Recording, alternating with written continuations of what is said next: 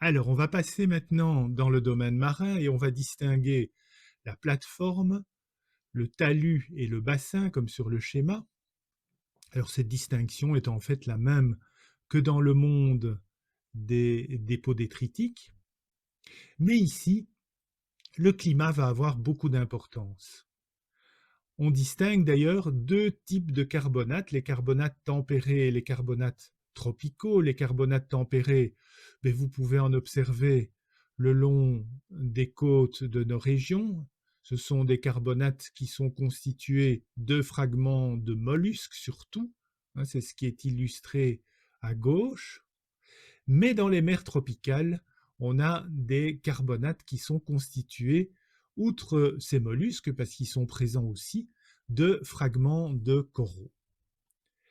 Alors ces coraux forment des récifs. Les récifs forment des barrières et c'est quelque chose qui va influer sur les différents environnements. Alors, on va se concentrer sur ces carbonates tropicaux et surtout sur l'environnement récifal.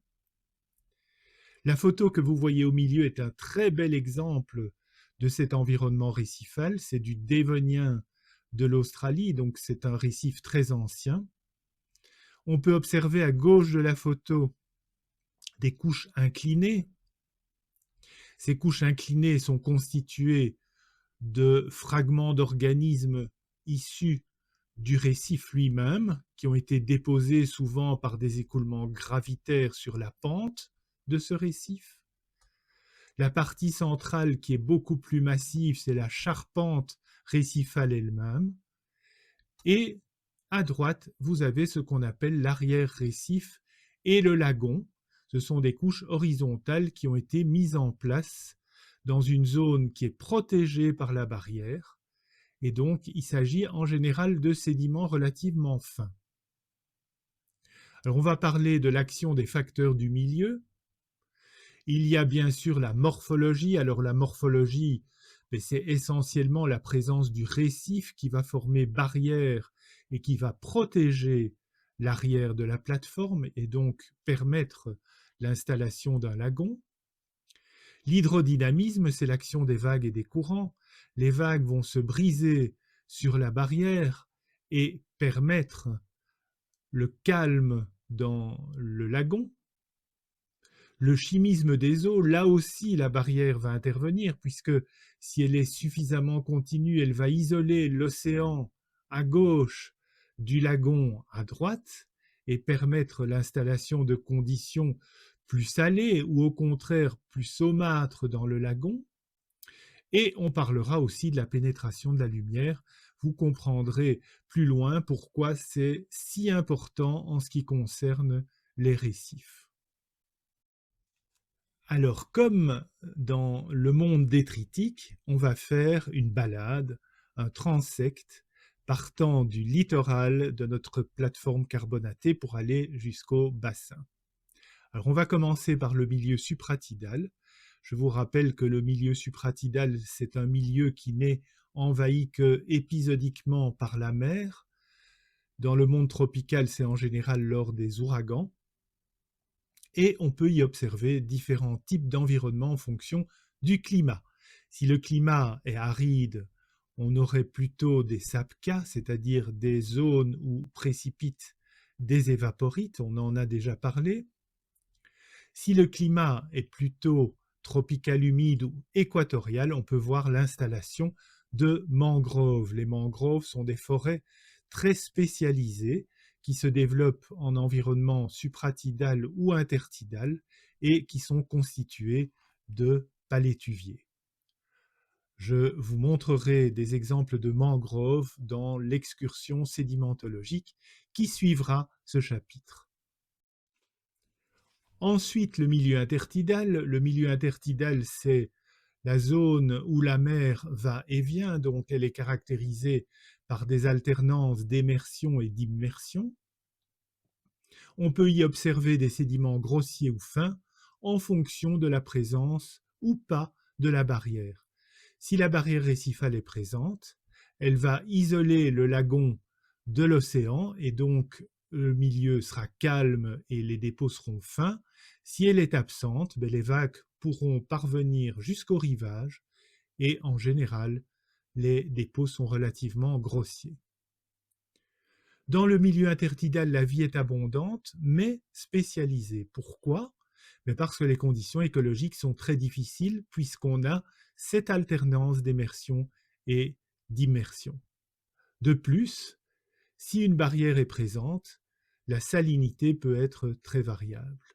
On observe donc des organismes qui sont adaptés à cet environnement. Un cas particulier, c'est les stromatolites. Les stromatolites sont des constructions résistantes aux vagues. Vous les voyez sur la photo à droite, en forme de coussin, qui sont édifiés par des tapis microbiens. Alors, ils sont rares dans la nature actuelle. Pourquoi? Eh bien, parce que pour que ces stromatolites puissent se développer, il faut que les eaux soient suffisamment salées pour éliminer leurs prédateurs. Et leurs prédateurs, ce sont surtout les mollusques. Autre phénomène très caractéristique de la plage du milieu intertidal en climat tropical, c'est la formation des beach rocks. On peut dire aussi grès de plage. Alors ces beach rocks se forment parce que l'évaporation très forte lorsque la mer se retire provoque la précipitation de CaCO3. Et la présence de ce ciment va consolider le sable sous forme de grès.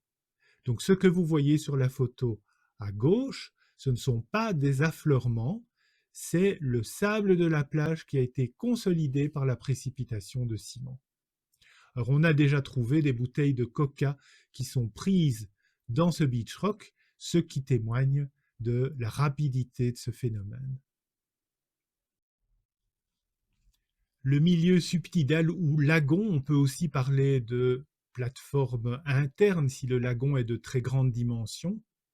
La faune et la flore y sont plus ou moins variées en fonction du degré de restriction. Autrement dit, si la barrière est très continue et la communication avec l'océan restreinte, on aura une faune et une flore relativement adaptées et assez peu variées. Si par contre la communication est facile avec l'océan, on va trouver déjà quelques formes océaniques ou pélagiques. Alors voilà un bel exemple, je vous en montrerai plus aussi dans la vidéo de l'excursion qui suivra ce chapitre, c'est le lagon de Bourail en Nouvelle-Calédonie. Ça vous montre que les lagons sont en général peu profonds. Ici, on est à plusieurs centaines de mètres de la côte qui est à l'horizon, et vous avez des profondeurs de quelques dizaines de centimètres seulement.